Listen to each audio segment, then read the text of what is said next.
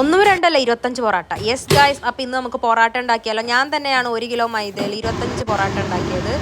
Hey ലസാ ഇതുകൊണ്ട് നിങ്ങൾക്ക് ശരിയാവില്ല വരുന്നുണ്ടാവും. രാവിലത്തെ കോലാണ് വെച്ച് അങ്ങനെ വന്ന് പൊറാട്ട ഉണ്ടാക്കിയതാണ്.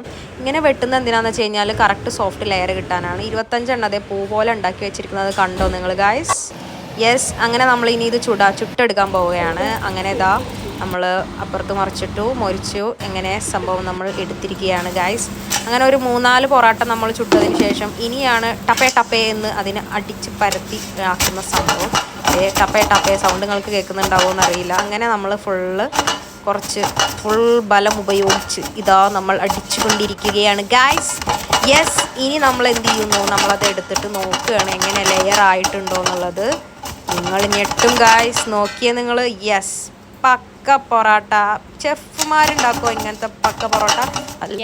നല്ല ക്രിസ്പി ആയിട്ടായിരുന്നു പൊറോട്ട ഉണ്ടായിരുന്നത്. സോഫ്റ്റാണ്, നല്ല ലെയറായിട്ട് അടിപൊളിയായിട്ടായിരുന്നു. അങ്ങനെ കുറേ പേർക്കൊരു പുച്ഛമാണ്, ഷഹനാസിന് കുക്കിംഗ് ഒന്നും അറിയില്ല. പക്ഷെ ഷഹനാസിന് കുക്കിങ്ങും അറിയാം, എല്ലാം അറിയാട്ടോ. അല്ല പിന്നെ സോ ഇതാണ് നമ്മുടെ പൊറോട്ട, 25 പൊറോട്ട. അപ്പം ഞാനിത് കഴിക്കാറില്ല പൊറോട്ട, എന്നാലും ഓംലെറ്റ് ഇട്ട് ഞാനൊന്ന് ട്രൈ ചെയ്ത് നോക്കി.